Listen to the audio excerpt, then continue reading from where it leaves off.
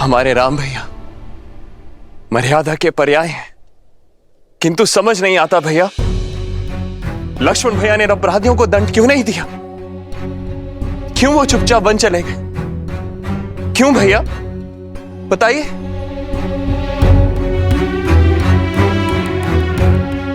और इसीलिए क्योंकि लक्ष्मण ने सौभाग्य चुना, भैया राम के साथी होने के गर्व को चुना।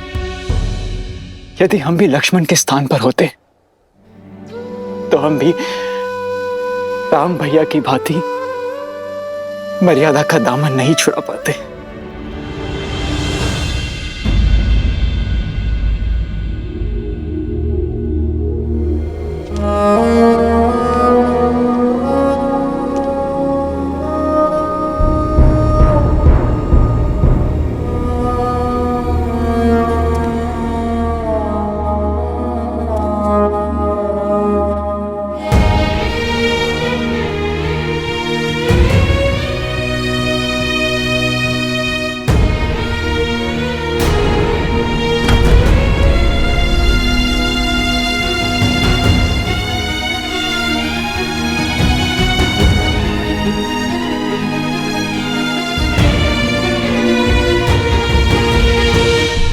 पिताश्री,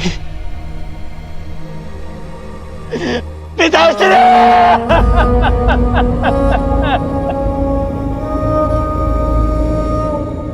अनाथ करके नहीं आ सकते हमें।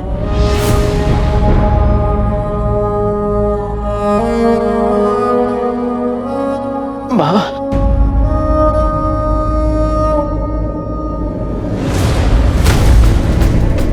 भरत, भावी राजा को इस प्रकार प्रलाप करना शोभा नहीं देता।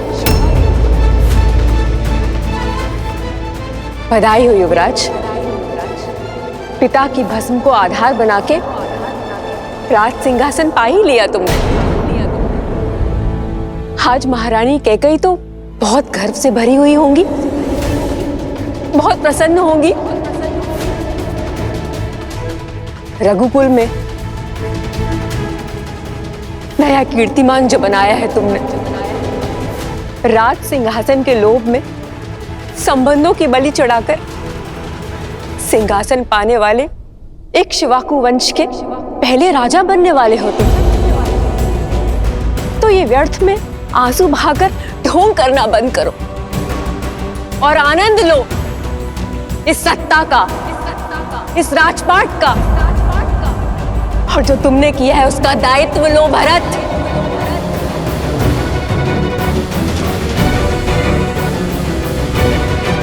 नहीं माँ, ऐसा मत कहिए।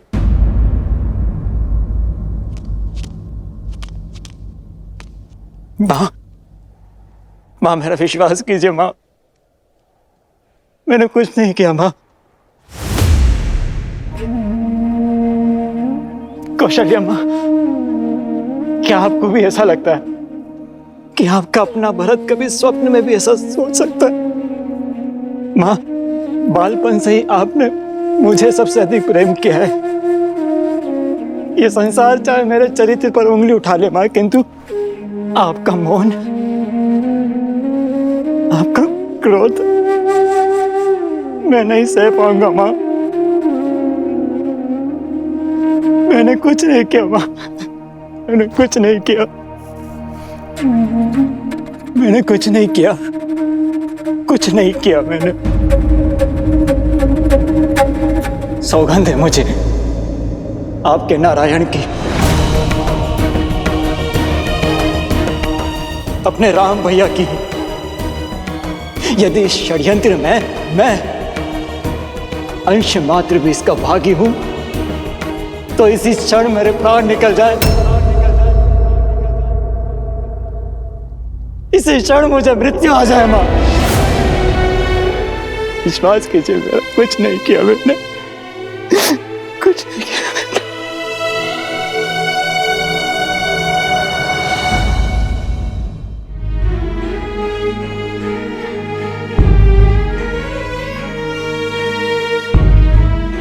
दोबारा ऐसा मत बोलना।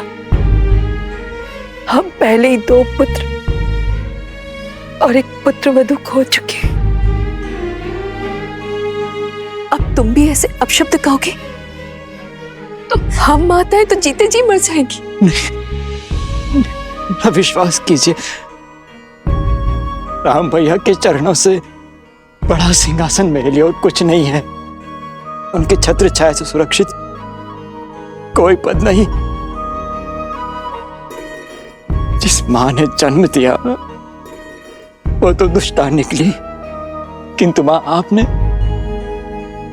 राम भैया को जाने की अनुमति ही क्यों दी? मां की ममता ने प्रयास किया था, बहुत समझाया था मैंने, पर तुम तो राम को जानते हो ना। नीति, वचन और स्त्री धर्म की सीख दी, सब कुछ छोड़कर चला गया सीता और लक्ष्मण के साथ। और देखो तो नारायण ने भी कितना कठोर हृदय दिया मुझे कि उसके चले जाने से मेरे प्राण भी नहीं गए। हाँ, कहा था ना मैंने सुमित्रा, मेरा भरत कभी कूटनीति नहीं कर सकता। मुझे क्षमा कर दो पुत्र, अपनी संतान और अपने स्वामी के वियोग में मैं तुम्हारे मन की बात पढ़ भी ना पाई। नहीं मां, आप क्षमा मत मांगे। क्षमा तो मुझे मांगनी चाहिए। दोष तो मेरा है जो मैं उस महारानी के गर्भ से जन्मा। ये महादेव ने भी कैसा भारी प्रहार किया है मुझ पर। समझ नहीं आता मुझे कि उससे लिए जन्म का पाप, उसका प्रायश्चित मैं कैसे करूं मां?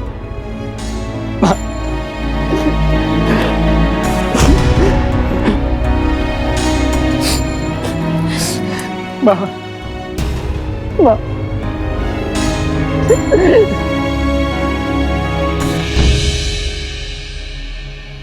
भरत,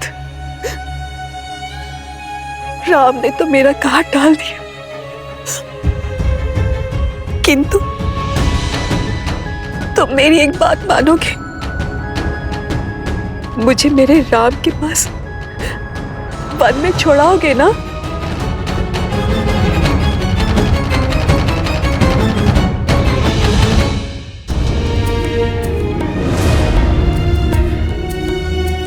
नहीं मां, कदापि नहीं, क्योंकि ना तो ये न्याय है और ना ही ये प्रायश्चित। मैं आपको वन में लेकर नहीं जा सकता मां।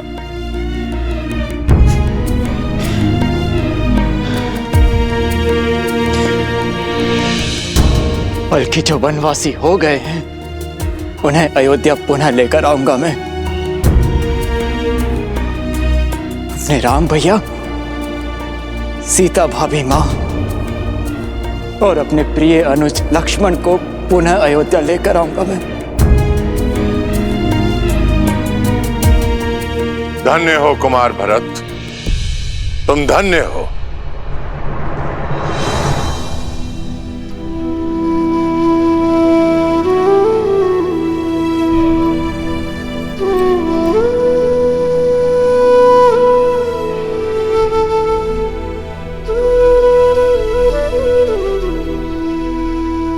संसार भाग्य पाने के लिए धर्म को पीछे छोड़ जाता है, परंतु तुम धर्म का पीछा करते करते भाग्य को त्याग रहे हो।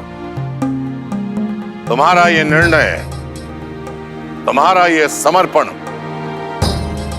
यही धर्म की परिभाषा है।